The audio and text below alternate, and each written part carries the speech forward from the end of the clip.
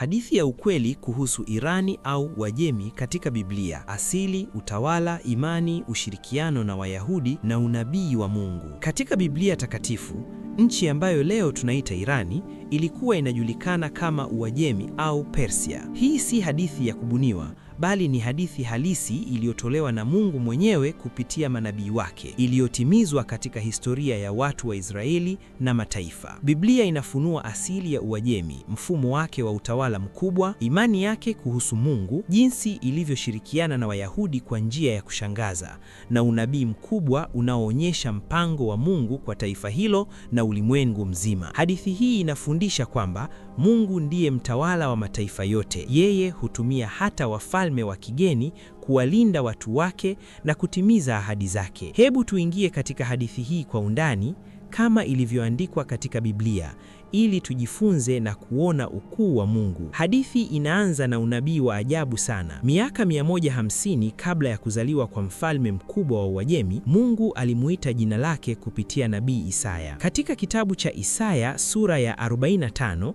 Mungu anasema hivi: haya ndiyo Bwana amwambiayo Koreshi masihi wake, ambaye nimemshika mkono wake wa kuume ili kutiisha mataifa mbele yake, nami nitalegeza viuno vya wafalme ili kufungua milango mbele yake, hata malango hayatafungwa. Nitakwenda mbele yako na kupasawazisha mahali palipoparuza. Nitavunja vipande vipande milango ya shaba na kukatakata mapingo ya chuma. Nami nitakupa hazina za gizani na mali zilizofichwa za mahali pasiri, upate kujua ya kuwa mimi ni Bwana nikuitaye kwa jina lako, naam, Mungu wa Israeli. Kwa ajili ya Yakobo mtumishi wangu na Israeli mteule wangu, nimekuita kwa jina lako, nimekupa jina la sifa, ijapokuwa hukunijua. Isaya 45 mstari wa 1 hadi wa 4. Hii ilikuwa unabii wa kushangaza sana. Mungu alimuita Koreshi, Cyrus, masihi wake, neno ambalo kawaida hutumika kwa wafalme wa Israeli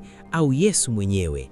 Lakini hapa Mungu anamuita mfalme wa kigeni ambaye hata hakumjua Mungu wa Israeli wakati huo. Unabii huu ulikuwa wa asili ya Uajemi. Uajemi ulikuwa taifa dogo lililoungana na Wamedi na kuwa milki kubwa baada ya kuanguka kwa Babiloni. Asili yake ilikuwa katika maeneo ya milima na jangwa karibu na bahari ya Kaspi, ambapo watu wa Kiajemi na Wamedi waliishi kama wachungaji na wapiganaji hodari. Mungu alitabiri kwamba Koreshi angevunja milango ya Babiloni bila vita kubwa, na angefanya hivyo ili kuwakomboa Wayahudi waliohamishwa na Nebukadneza. Hii inaonyesha kwamba asili ya Uajemi haikuwa ya kibinadamu tu, bali ilikuwa sehemu ya mpango wa Mungu wa wokovu. Sasa hebu tuendelee na hadithi ya kutimia kwa unabii huu. Mwaka 539 kabla ya Kristo, Babiloni ilikuwa milki kubwa iliyotawala ulimwengu. Mfalme Belshaza alikuwa anafanya karamu kubwa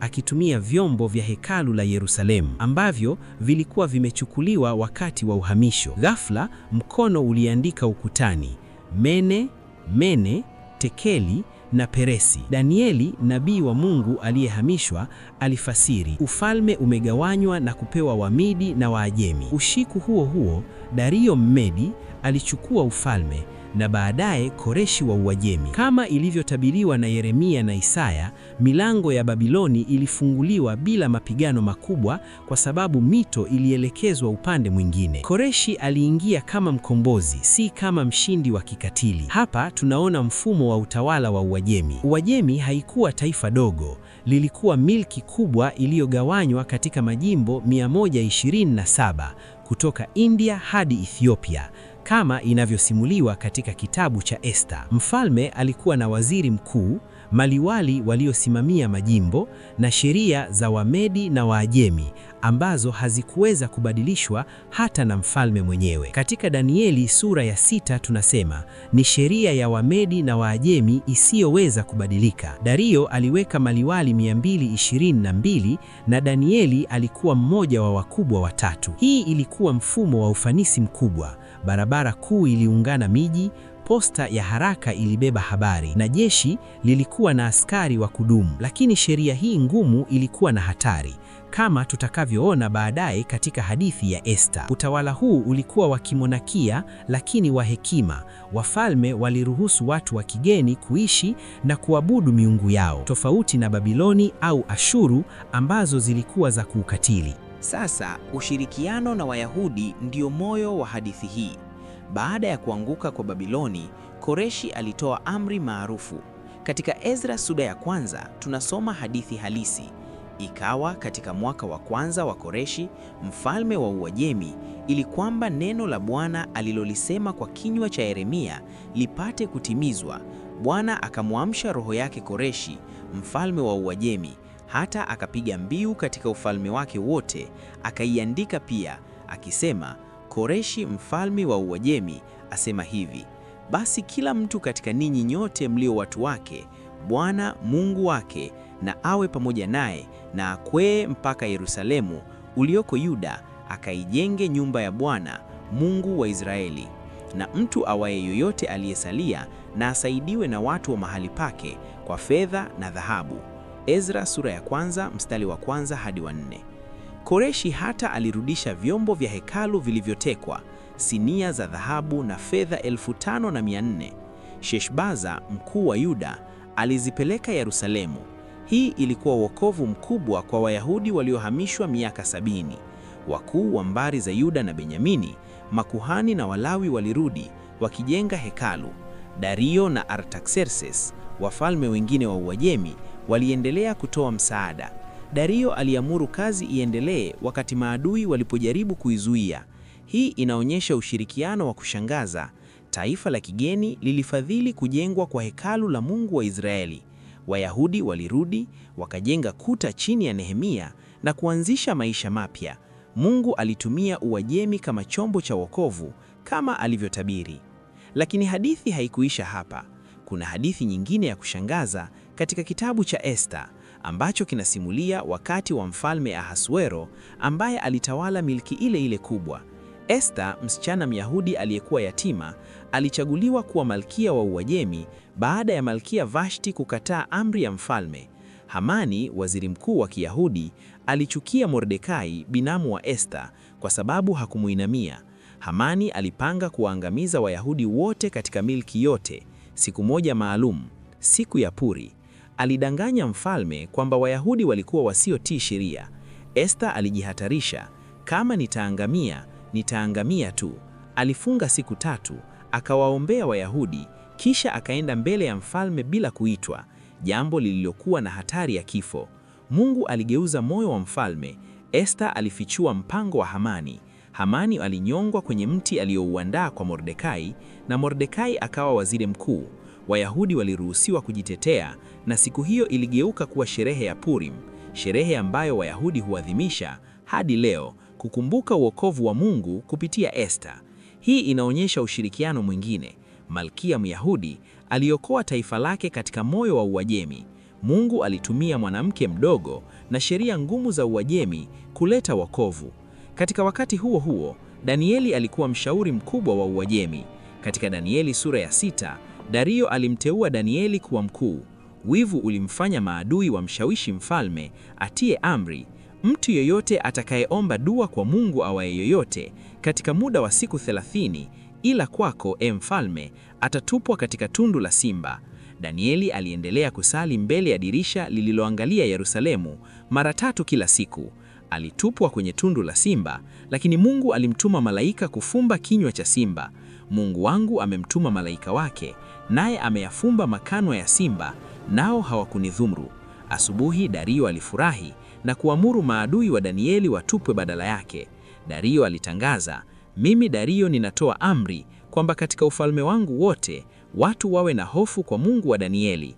Hii inaonyesha imani ya Waajemi iliyobadilika kidogo. Walitambua Mungu wa Israeli ni Mungu wa kweli. Sasa, unabii ndiyo sehemu muhimu zaidi ya hadithi hii. Katika Danieli sura ya 8, nabii Danieli aliona maono huko Shushani, Susa, mji mkuu wa Uajemi. Ndipo nikainua macho yangu, nikaona, tahama, mbele ya mto Ruto alisimama kondoo mume mwenye peno 2. Nikamwona huyo kondoo mume akisukuma upande wa magharibi na upande wa kaskazini na upande wa kusini. Tahama, beberu akatoka upande wa magharibi, akamshambulia, akazivunja peno zake mbili. Malaika Gabrieli alifasiri, yule kondoo mume uliyemwona mwenye peno mbili, hizo ndizo wafalme wa Umedi na Uajemi, na yule beberu ni mfalme wa Uyunani. Hii ilitabiri kwamba Uajemi, kondoo mume, ungekuwa na nguvu kubwa, lakini ungeangushwa na Alexander mkuu wa Uyunani, beberu. Naam, unabii ulitimia miaka 200 baadaye. Uajemi ulianguka miaka 331 kabla ya Kristo. Hii inaonyesha unabii wa uhakika wa Biblia kuhusu falme za ulimwengu. Kuna unabii mwingine katika Danieli sura ya 2 na 7. Uajemi ni pembe ya fedha katika sanamu ya Nebukadneza na dubu mwenye mbavu 3, falme ya pili baada ya Babuloni. Na katika Danieli sura ya 11 inatabiri wafalme watatu wa Uajemi baada ya Koreshi na wanne atakayepigana na Uyunani. Yote yalitimia kwa usahihi wa kushangaza. Lakini unabii haukuishia hapo.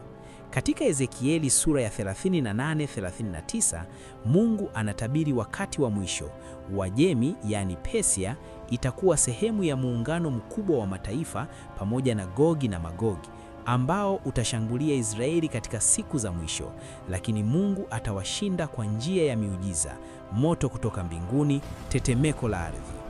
Hii inafundisha kwamba Uajemi, yani Irani, itaendelea kuwa na jukumu katika mpango wa Mungu hata katika wakati wa mwisho, lakini wokovu utakuwa wa Israeli na watu wa Mungu. Hadithi hii ina masomo mengi ya kielimu. Kwanza, asili ya Uajemi ilikuwa chini ya mpango wa Mungu, si bahati. Pili, mfumo wa utawala wake ulikuwa mkubwa na wenye sheria ngumu, lakini Mungu alitumia hata sheria hizo kuwalinda Wayahudi, kama katika Esta. Tatu, imani yao ilikuwa ya hekima lakini si kamili. Waliruhusu uhuru wa kidini na wengine walitambua Mungu wa Israeli. 4, ushirikiano na Wayahudi ulikuwa wa wokovu. Koreshi aliwakomboa, Esta aliwaficha, Danieli aliwashauri. 5, unabii unaonyesha Mungu anajua siku zote.